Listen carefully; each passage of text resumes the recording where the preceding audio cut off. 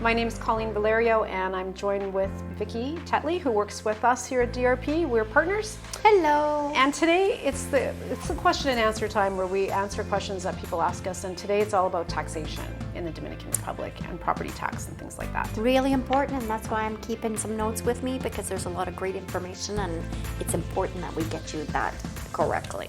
Right, so we're just going to actually go down the list. So the first thing is people always ask is there property tax? Yes, but it's a bit of a complicated one to answer because of how it's calculated. So I'll start actually with that question, even though I was going to start with a different one. But people say, like, what will my taxes be, my property tax? What you need to know is that the Dominican Republic, there's a tax exemption, and the number, it's a big number in pesos. It's $8,829,763 in pesos, but that works out to about $157,000 US. That portion is exempt from tax forever, right? So, and the other place that's exempt from tax is if you're 65 or older, you don't pay any property tax either. So anything above the $157,000 you're going to pay tax on, and it's the government assessed value of the tax of 1% of the value of the property. So it's hard to answer that question because it really varies by property. So I've seen people pay, depending on the value, $400 a year up to $2,000 or $3,000 a year. It just really depends on the value and what the government has assessed the value of your property at. You will find that out when you buy. Basically, they'll give you an assessment of what your taxation will be.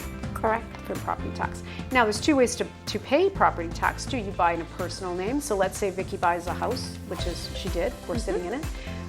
It's in your personal name. That's the property tax, how it's assessed on the scenario that I just said. If you buy in a corporation, and we have people that do buy in either American or Canadian corp, that they do some work to get down here and to be able to buy in that corporation, or they incorporate a Dominican company and buy in that corporation.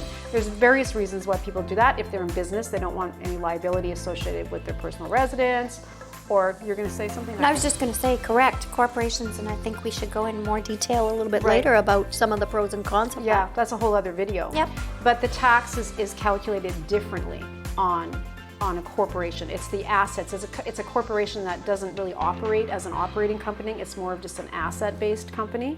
And then it's 1% of the assets of the company. But what people don't know is, like, I've actually had clients that own 2 properties in the corporation, and then it's the double. They put those amounts together, so your thing is higher. What I tell clients is, we are not legal experts. We are a real estate brokerage. What we will do is sit you with a lawyer that will explain all this in great detail of what's the best scenario for your personal situation. Right? Correct.